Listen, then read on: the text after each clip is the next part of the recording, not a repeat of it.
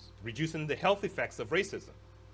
We can minimize the health effects of racism by enhancing the capacity of individuals to cope with discrimination, by maximizing the health benefits of medical care, by helping people to make healthy choices, by enhancing protective resources, and by empowering individuals. In the interest of time, I'll only talk about one of them, give you one example of empowering communities.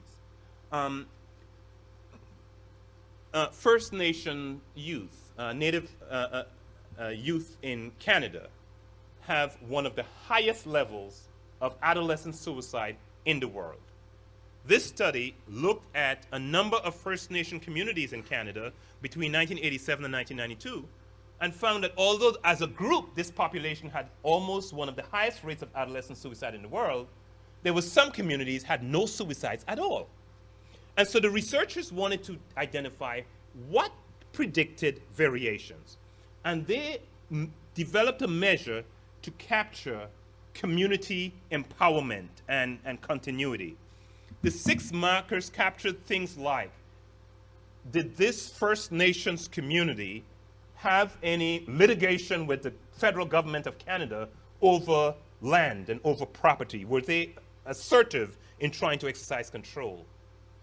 Did they have control over the provision of services to their community like education, healthcare, police, and fire?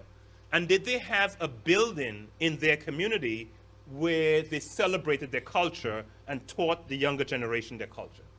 What this study found, the more of those markers of empowerment a community had, the lower the risk of adolescent suicide. A strong dose-response relationship documenting the higher the level of empowerment, the lower the levels of suicide. Then we need to reduce racism in our culture. There's a lot of things we need to do by what we do within the media in terms of diversity training, in terms of reducing individual level prejudice, but we also need to dismantle racism, and I want to conclude by looking at some examples of positive events and the effects that they might have. So this is just one example, but these are all the areas in which we have to work. Several years ago, as a faculty member at the University of Michigan, we were doing research using the National Study of Black Americans. This is a national study where 4 times between 1979-80 and 1992, the same group of Black Americans were interviewed repeatedly, national sample, 4 times. We found something striking. In 1988, African Americans' health was the best it had been before 88 or in 1992. Their levels of discrimination was the lowest. Their perceptions of whites were the most positive. And we were like, what was happening in 88? And we stopped back, because this was 7, 8 years later, and like, in 1988, Jesse Jackson, a black man, was running the most successful presidential campaign ever by a black person in US history. And within the black community, where there was a subtle pride that Jesse was sitting with the big boys and doing well. And we argue that this was a Jesse Jackson effect, a spillover effect from the political climate to health. Well, in South Africa, we have research has documented, not I have, but research has documented a Nelson Mandela effect. There were racial differences in psychological well-being, with South African, reporting lower levels of psychological well-being than white South Africans. In the year that Nelson Mandela was elected, 1994, the racial gap in psychological well-being was eliminated, reflecting dramatic increases in the perceptions of happiness and life satisfaction about South African blacks. Sadly, 18 months later, the effect was gone. So an effect was there, but both, as we saw with the Jesse Jackson effect, it was also short-lived. I was certainly intrigued of, could there be a Barack Obama effect? And one of my students, who's a professor at the University of Cincinnati, found a data set, called me all excitedly. She found a data set where we could look to see if there's a Barack Obama effect. And that is, there was a large study in Ohio that started in August 2008 and ended in January 2009, interviewing thousands of citizens of Ohio every week. And we decided to use a design looking over time, seeing if major events in the campaign were linked to improved health.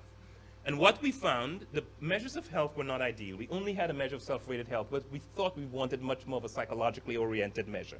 But we were able to document higher self-rated health for both blacks and Hispanics in the state of Ohio linked to Obama's nomination for president. There was no effect for his actual election or for his inauguration, although the study ended 3 days after his inauguration. Let me conclude. I've given you some examples that racism in its multiple forms has emerged as a major risk factor for health. We need increased research to understand fully its potential effects. We need to implement feasible and optimal strategies to effectively mitigate its negative effects on health. But I think our biggest need is to create a political will and support to dismantle societal structures that support racism, ethnocentrism, anti-immigrant sentiments, and incivility. And I leave you with this call to action from Margaret Mead. Never doubt that a small group of thoughtful, committed citizens can change the world. Indeed, it's the only thing that ever has. We need to change the world to reduce racism in American society, to promote the health of all, and give every American the opportunity of the American dream. And I believe that we are a small group of thoughtful, committed citizens. We can begin it right here. Thank you very much.